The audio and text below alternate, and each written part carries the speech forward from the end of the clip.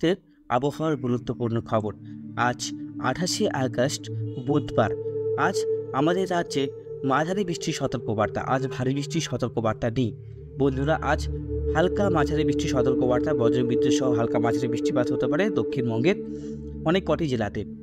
তো আজ কেমন বৃষ্টিপাত থাকবে, আগামী ৩ দিন বৃষ্টিপাত কেমন থাকবে এবং সাগরে তৈরি হয়েছে নিম্নচাপ, এরপরে ঘূর্ণিঝড় হবে কিনা এবং ঘূর্ণিঝড় হলেও সেটা ল্যান্ডফল কোথায় করবে, তার সর্বোচ্চ গতিবেগ কত থাকবে, সমগ্র থাকবে আমার এই প্রতিবেদনে। অবশ্যই চ্যানেলটিকে সাবস্ক্রাইব করে ভিডিওটাকে সম্পূর্ণ দেখার চেষ্টা করবেন। এদিকে নিম্নচাপ কিন্তু আরও ক্রমাগত শক্তি অর্জন করছে, আরব সাগর থেকে জলীয় বাষ্প সংগ্রহ করছে। এই নিম্নচাপ ক্রমাগত একই স্থানে রয়েছে প্রায় 1 সপ্তাহ ধরে। যেমন বাংলাদেশে রয়েছিল 1 সপ্তাহ ধরে, তেমনিটা আমাদের গুজরাটে রয়েছে 1 সপ্তাহ ধরে। এর প্রভাবে আমাদের এদিকে আহমেদাবাদ, গুজরাটে কিন্তু বন্যার পরিস্থিতি তৈরি হয়েছে এবং আজকে বাংলাদেশের পরিস্থিতি যেটা দেখতে পাচ্ছি, বন্যার পরিস্থিতি, সেটা কিন্তু অনেকটাই স্বাভাবিক, আস্তে আস্তে স্বাভাবিক হবে। এদিকে গুয়াহাটি, আসামের দিকেও থাকছে বৃষ্টিপাত। আজকে বজ্রবিদ্যুৎ সহ বৃষ্টিপাত থাকবে, ভারী বৃষ্টিপাত থাকবে হচ্ছে আসামে। আজকে কিন্তু আসামে হলুদ সতর্কবার্তা জারি করা হয়েছে। তো সুপ্রিয় বন্ধুরা, আজকে থেকে আগামী 3 দিন কেমন আবহাওয়া থাকবে সেটা আমরা দেখব, কোথায় কোথায় বৃষ্টি সব থেকে বেশি হবে সেটাও দেখব। আমরা এখন চলে যাব উপকূলবর্তী এবং উপগ্রহ চিত্রতে, সেখান থেকে দেখতে পারবো আমাদের উপকূলের যে আবহাওয়া এবং কোথায় কোথায় ঘূর্ণিঝড় তৈরি হচ্ছে সেটাও কিন্তু আমরা দেখতে পাবো। চলুন আমরা স্যাটেলাইট চিত্রতে দেখে নেব। এই মুহূর্তে আমরা একদম ইনফ্রারেডে যেতে গেলাম, তারপরে এখান থেকে ব্লু মোডে আসলাম। আমরা দেখতে পাচ্ছি, দেখুন এইখানে একটা ঘূর্ণিঝড়ের মতন সাইক্লোনিক যে স্টর্ম, সেটা হচ্ছে নিম্নচাপ, সেটা কিন্তু এখন ভারত পাকিস্তান জুড়ে দেখুন সৃষ্টি হয়েছে। অ্যান্টি ক্লকওয়াইজ দেখুন এই নিম্নচাপটা হয়, দেখুন অ্যান্টি ক্লকওয়াইজ সাইক্লোনও হয়, দেখুন নিম্নচাপ অ্যান্টি ক্লকওয়াইজ কিন্তু এর আকার। আর এই যে বঙ্গোপসাগরে তৈরি হয়েছে কিন্তু গভীর নিম্নচাপ, আস্তে আস্তে এই নিম্নচাপ সাইক্লোনে পরিণত হতে পারে বা ঘূর্ণিঝড়ে পরিণত হতে পারে।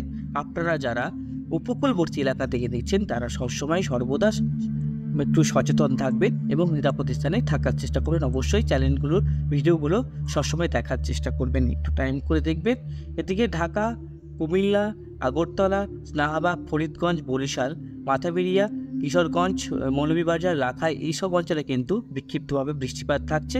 এদিকে গুয়াহাটি, হজাই, ডিমাপুর, জোরহাট, বরকাহাট, তারপর হচ্ছে নয়াগাঁও, টাইপুর, এখানে হচ্ছে চট্টগ্রাম, থানসিং, ওয়াখা, খিপরি, ফেক, খোমা, মানে আসামেও কিন্তু বৃষ্টিপাত থাকবে। কোনো উচ্চারণ ভুল হলে ক্ষমা করবেন। মানে আসামে বৃষ্টিপাত থাকবে বন্ধুরা। আসামে অনেক সময় মিস হয়ে যায় বলার জায়গাগুলোর নাম। নয়াগাঁওতেও কিন্তু বৃষ্টি হবে, আর শিলংও কিন্তু আগামী 2-3 ঘন্টা বৃষ্টি হওয়ার সম্ভাবনা রয়েছে। এদিকে ঢাকা থেকে শুরু করে বরিশাল পর্যন্ত, কিশোরগঞ্জ, কাপাসিয়া সমস্ত অঞ্চলে বৃষ্টিপাত থাকছে, বজ্রবিদ্যুৎ সহ বৃষ্টিপাত।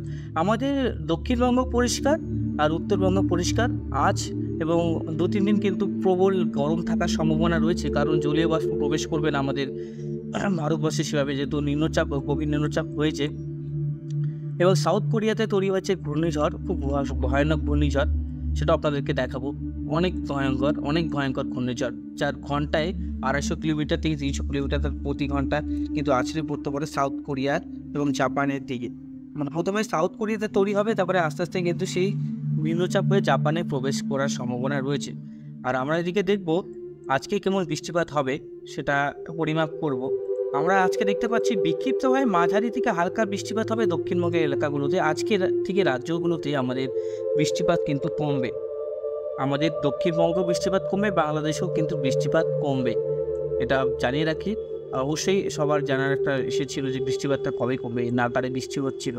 এদিকে আমরা আজ রাতের দিকে উত্তরবঙ্গ এবং 2 দিনাজপুর, মালদা, সিউড়ি, নলহাটি, দুর্গাপুর, বর্ধমান আর হচ্ছে গোয়ালতর, চন্দ্রকোনাতে ভারী বৃষ্টি থাকতে পারে। খুব ভারী নয়, মোটামুটি একটা ভারী বৃষ্টি থাকবে। মনে করুন 1 ঘন্টার একটা ভারী বৃষ্টি হয়ে গেল বিক্ষিপ্তভাবে।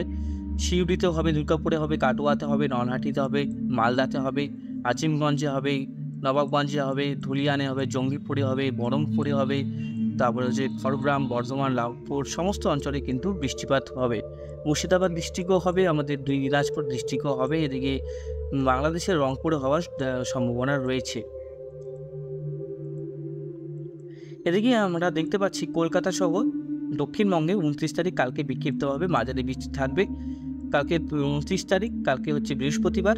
আর শুক্রবারের আবহাওয়া কেমন থাকবে? বৃহস্পতিবার বাংলাদেশে ভারী বৃষ্টি থাকার সম্ভাবনা রয়েছে এবং আসামে ভারী বৃষ্টি থাকার সম্ভাবনা রয়েছে। এদিকে 30 তারিখে আমরা দেখব 30 তারিখের আবহাওয়ার আপডেট, যেটা দেখতে পাচ্ছি 30 তারিখ সেভাবে কিন্তু বৃষ্টি নেই, 31 তারিখেও কিন্তু বৃষ্টি নেই। তাহলে আমরা এই মুহূর্তে একটু ট্র্যাক করব যে এই ঘূর্ণিঝড় যদি আসে তার কোথায় তার ল্যান্ডফল হওয়ার সম্ভাবনা রয়েছে।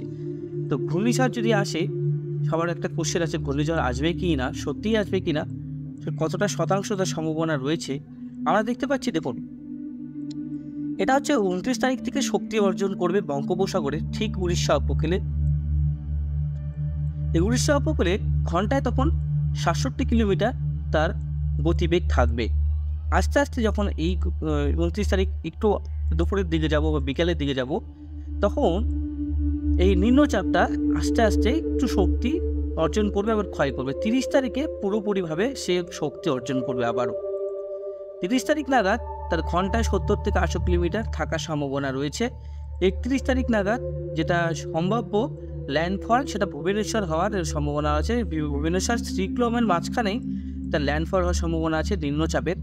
যেহেতু এটা হচ্ছে গভীর নিম্নচাপ বন্ধুরা, তার জন্য কিন্তু এটা বৃষ্টিপাতটা মোটামুটি জব্বলপুর, রায়পুর, নাগপুর আর তালাই, হায়দ্রাবাদের অঞ্চলে সবথেকে বেশি হবে। দেখুন, এটা পুরোপুরিভাবে এই নিম্নচাপের যে বৃষ্টি, সেটা কিন্তু উড়িষ্যা এবং হায়দ্রাবাদ, নানান সোলাপুর এইসব অঞ্চলে কিন্তু বৃষ্টিপাত হওয়ার সম্ভাবনা রয়েছে বন্ধুরা। আমাদের কলকাতাতে মাঝারি বৃষ্টিপাত হবে এবং হাওয়ার যে গতিবেগ সেটা কিন্তু 30 থেকে 25 কিলোমিটার থাকার সম্ভাবনা রয়েছে, সেরকম হাওয়ার দাসটি। তাছাড়া বৃষ্টিপাত বন্ধুরা আমরা এই অঞ্চলটাই দেখতে পাচ্ছি। যেহেতু এই নিম্নচাপ একই ট্র্যাকে দেখাচ্ছে এতদিন থেকে, তার জন্য আমরা বলতে পারি এটা 50-50 চান্সেস আছে এখনও পর্যন্ত, যেহেতু এখনও তৈরি হয়নি। তৈরি হওয়ার পরেই কিন্তু বুঝতে পারবো আবহাওয়া কেমন থাকবে আর কোন দিকে তার গতিবেগী এবং কোথায় ল্যান্ডফল হবে এবং কতটা গতিবেগ হওয়ার সম্ভাবনা রয়েছে। যেটা এখন দেখতে পাচ্ছি ঘন্টায় 90 কিলোমিটার গতিবেগে আসার সম্ভাবনা আছে। তাও যদি কোনো সময় পরিবর্তন হয়, আর অবশ্যই আপনারা কিন্তু আমার চ্যানেলে জানতে পারবেন। আর এদিকে আমরা দেখছি রাজ্যে কিন্তু বৃষ্টিপাত বা ভারতবর্ষ থেকে বৃষ্টিপাত ক্রমাগত কমতে শুরু করেছে। আর সেপ্টেম্বর মাস সেভাবে কিন্তু বৃষ্টি নেই। অক্টোবর মাসে আমাদের দুর্গাপুজো, আর এদিকে সেপ্টেম্বর পর্যন্ত কিন্তু বৃষ্টিপাত নেই আমরা দেখতে পাচ্ছি। সেভাবে কিন্তু হালকা একটা বৃষ্টিপাত রয়েছে, যেহেতু মৌসুমি অক্ষরেখা সরে যাচ্ছে পুরোপুরিভাবে সেপ্টেম্বরে। এর প্রভাবে কিন্তু বৃষ্টিপাত আমাদের দেশেই কমে যাবে, পাশাপাশি আমাদের এই পার্শ্ববর্তী দেশ বাংলাদেশেও কিন্তু বৃষ্টিপাত কমে যাবে। শুকনো আবহাওয়া থাকবে, মাঝে মাঝে একটু হালকা বৃষ্টিপাত পাবে, এটা আপডেট। আর এই 2-3 দিন কিন্তু একটু গরমের পরিস্থিতি থাকতে পারে বন্ধুরা। যেমন গরম থাকতে পারে একবার দেখে নেব, তারপরে আমি সাউথ কোরিয়ার যে ঘূর্ণিঝড় সেটা আপনাদেরকে দেখাচ্ছি। দেখুন, আজ উত্তরবঙ্গে থাকবে প্রবল গরম। যারা উত্তরবঙ্গ থেকে দেখছেন, আমি দিনাজপুর, উত্তরবঙ্গের শিলিগুড়ি, আলিপুরদুয়ার, কোচবিহার, ধূপগুড়ি, এদিকে বাংলাদেশের ঠাকুরগাঁও, দেবীগঞ্জ, চলঢাকা, লালমনিরহাট, ধুবড়ি, কোকরাঝাড়, বঙ্গাইগাঁও তো গরম থাকবে। বৃষ্টিপাতের পরে কিন্তু গরম, গুয়াহাটিতেও কিন্তু গরম থাকবে, তেজপুরেও গরম থাকবে। 29 তারিখ গরমটা কি কমবে না বাড়বে? গরমটা মোটামুটি একটু কমবে। তারপরে 30 তারিখ কিন্তু আবারও কিন্তু প্রবল গরম পড়ছে গোটা বাংলাদেশ এবং আমাদের উত্তরবঙ্গ জুড়ে।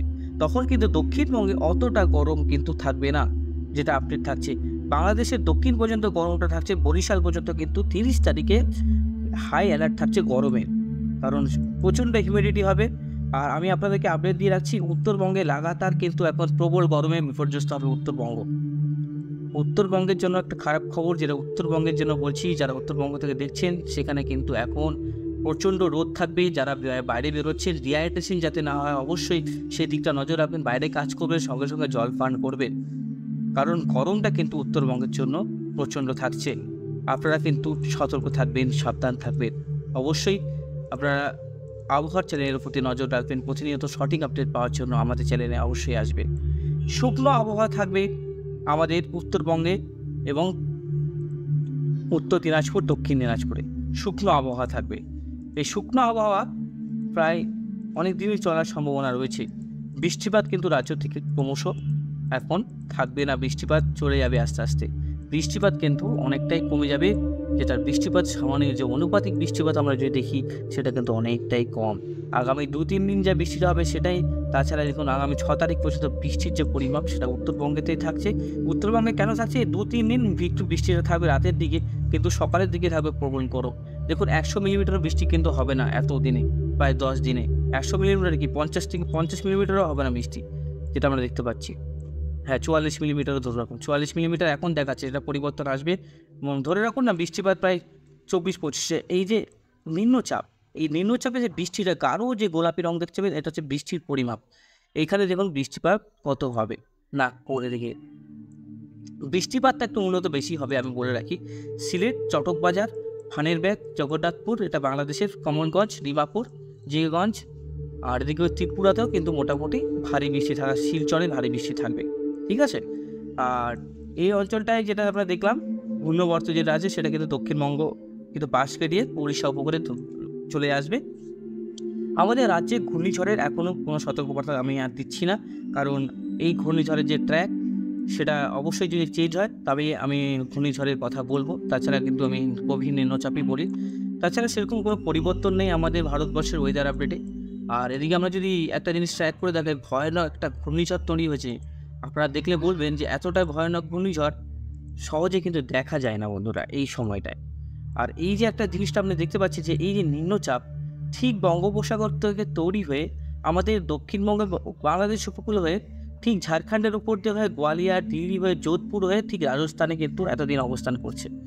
তাহলে বুঝতে পারছি যে শক্তিশালী হচ্ছে এই যে আরব সাগর থেকে কিন্তু প্রচণ্ড জলীয় বাষ্প নিয়ে নিজেকে আরও শক্তিশালী করছে এই নিম্নচাপ, আরও নিজের মধ্যে মেঘ প্রবেশ করাচ্ছে, আরও কিন্তু সে স্থায়ী হচ্ছে একই জায়গায়। এই প্রভাবে কিন্তু এই সিচুয়েশানটা তৈরি হয়েছে, একই নাগারে কিন্তু একই জায়গায় অবস্থান করছে। দেখুন কালকেও যাই দেখাচ্ছিলাম, আজকেও কিন্তু সেটাই, কোনো পরিবর্তন আসেনি এই নিম্নচাপের।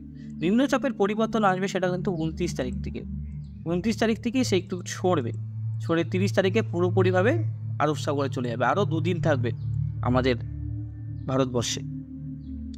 চলুন যেটা নিয়ে বলছিলাম, একটা ঘূর্ণিঝড় দেখুন, এই যে একটা ঘূর্ণিঝড়, এই ঘূর্ণিঝড়ের নামটা কি একবার দেখিয়ে নিই।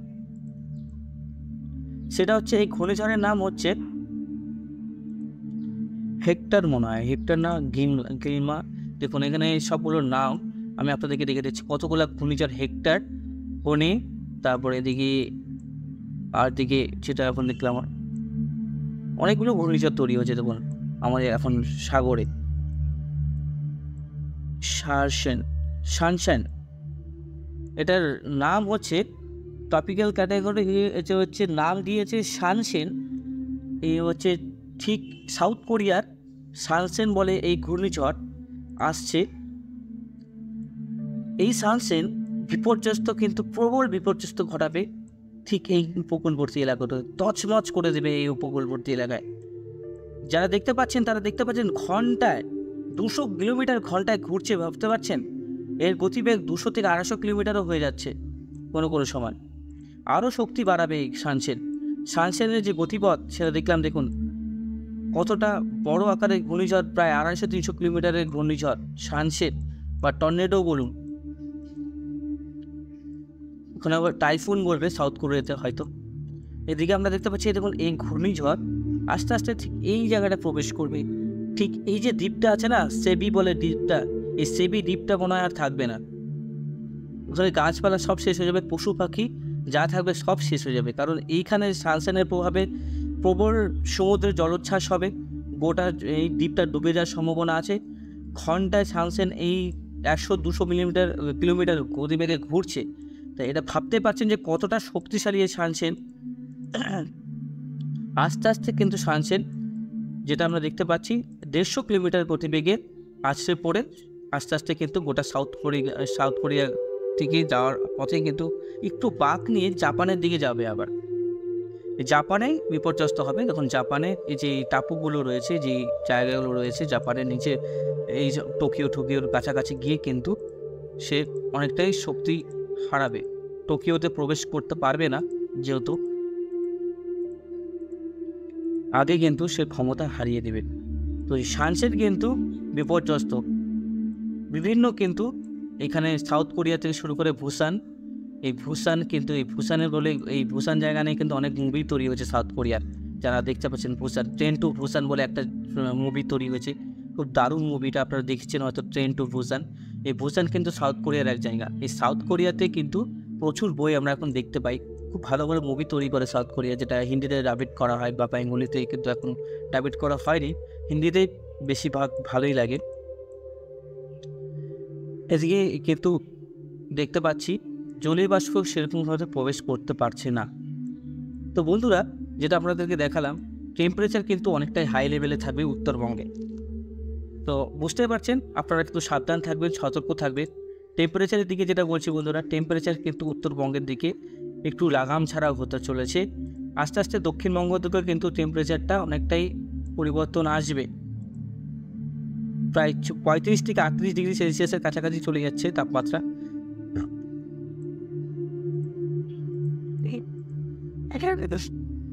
প্রবল গরম থাকবে, আর এই সময় কিন্তু একটু সাবধান থাকবে। আজকের মতন এখানে সমাপ্ত করছি।